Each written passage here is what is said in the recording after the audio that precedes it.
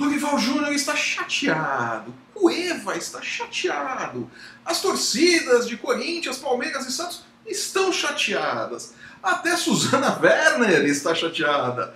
Eu sou o Flávio Soares e essas são as minhas caneladas para o Ganhador.com.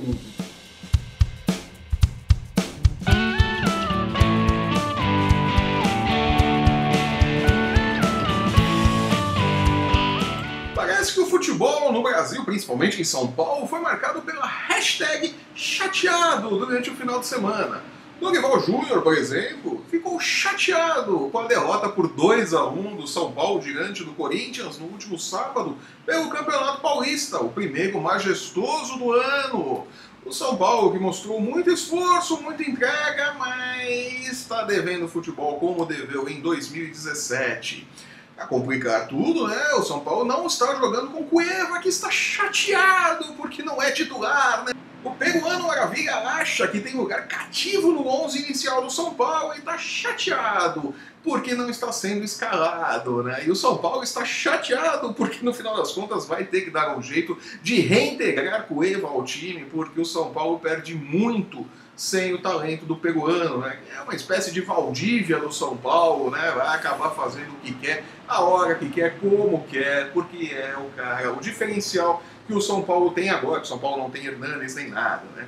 Dorival Júnior também se mostrou bastante chateado com a diretoria do São Paulo durante a coletiva, quando foi perguntado a respeito dos seus novos reforços, Nenê e Trelez, né? Nenê vindo do Vasco e o Trelez vindo do Vitória, né?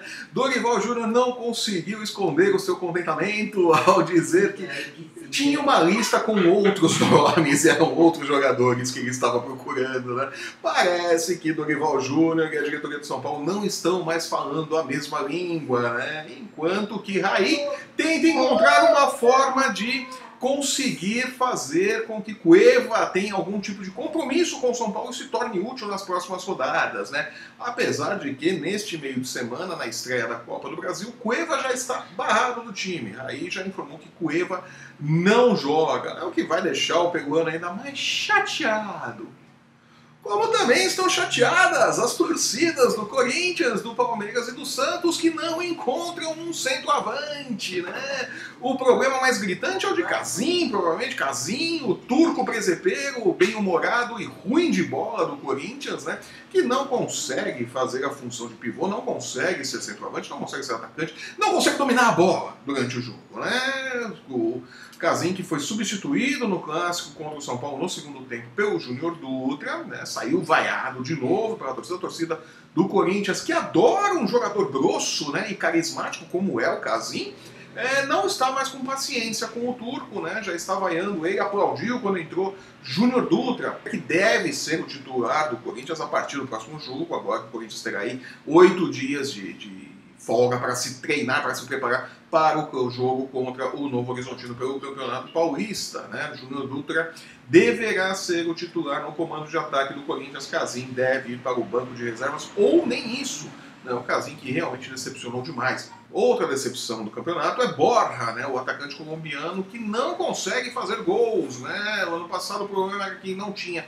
sequência, o Cuca mexia muito no time, Eduardo Batista não conseguia sequência com ninguém, não conseguia se organizar e tal, mas continua o problema. O Borja continua não sendo aquele jogador matador, aquele jogador definidor que o Palmeiras precisa, né? E corre o risco, sim, de perder a sua vaga assim que Gustavo Scarpa estiver em condições de jogo, né? Muito provavelmente o Gustavo Scarpa entra no meio-campo do Palmeiras, vai jogar aberto na função que o William faz hoje, e o William vai ser deslocado para o comando do ataque do Palmeiras, né? Vai fazer ali, às vezes, de centroavante do Alviverde, né? E Borja deve ir para o banco. Vamos ver se o William vai dar conta que não é muito a característica do William também ser um centroavante. Ele quebra o galho de maneira eficiente, mas não é um centroavante nato, né? Vamos ver como vai ficar. E o Santos, né, que deposita agora todas as suas esperanças no repatriamento de Gabigol. A torcida está chateada com o mau desempenho de Rodrigão. Rodrigão que voltou do Bahia, estava emprestado lá para o Bahia, fez o Campeonato Brasileiro mal ou menos ali com o Bahia e tal, marcou alguns gols, mas não está deslanchando também nesse Santos do Jair Ventura, né, que foi vaiado também no último jogo, né, no final de semana, no Pacaembu, foi vaiado pela sua torcida, né, conseguiu ali arrancar um empate no finalzinho. Também tem problemas ali no comando de ataque. Gabigol deve ser a solução. Vamos ver, o Santos está apostando muito no Gabigol. Eu ainda quero ver o Gabigol jogando de verdade, porque o que ele fez na Europa foi turismo. O Gabigol foi para a Europa para fazer turismo, não para jogar futebol. Não se firmou em lugar nenhum clube quis ficar com ele, depois que ele passou ali pelos empréstimos que ele foi passando e tal. Eu acho que o Santos está com uma expectativa muito alta em relação ao Gabigol. É muita expectativa para pouco futebol.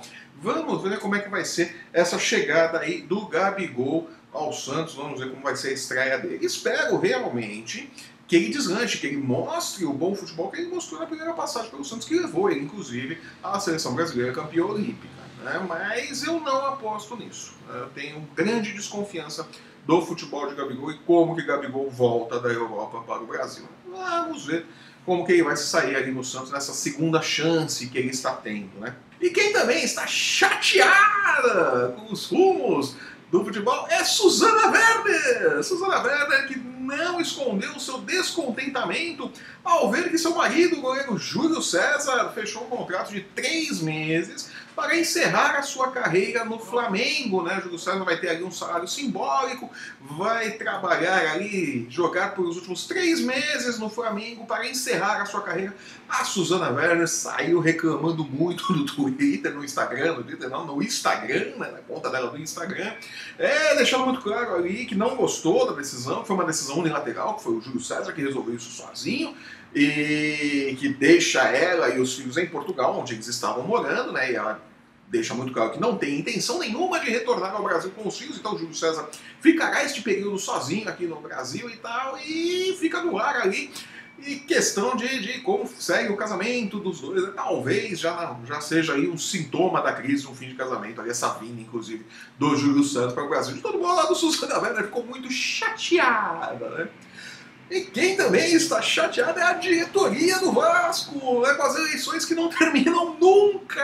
A diretoria foi empossada há uma semana e agora, segundo reportagem do UOL, um HD do Vasco, dos computadores do Vasco, eu tive que olhar aqui a minha colinha, né, por isso que eu me torci todo aqui na frente da tela, mas a polícia levou um dos HDs do Vasco, né, está detido um dos HDs do Vasco por suspeita de fraude na eleição. Essa eleição do Vasco não termina nunca.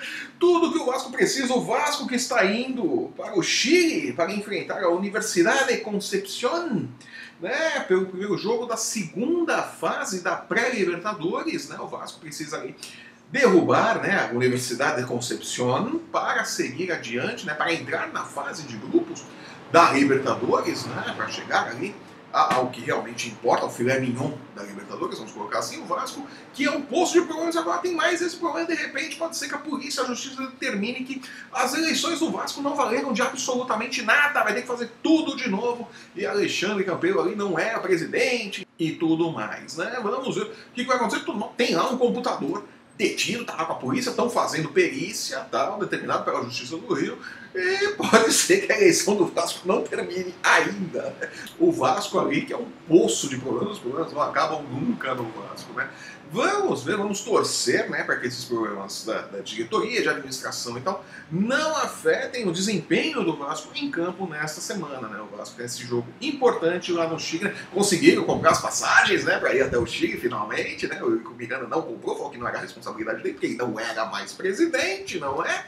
Mas o Vasco conseguiu, comprou as passagens, está lá no Chile e vai jogar agora contra a Universidade de Concepción, e vamos torcer para que tenha um bom resultado. Seria realmente uma injustiça o Vasco não chegar à fase principal da Libertadores, depois da boa campanha que fez, a surpreendente campanha que fez no Brasileirão de 2017, conseguindo chegar ali e morder essa vaga na pré-Libertadores. Né? O Vasco que todo mundo apostava que ia brigar para não cair, acabou se recuperando e tal.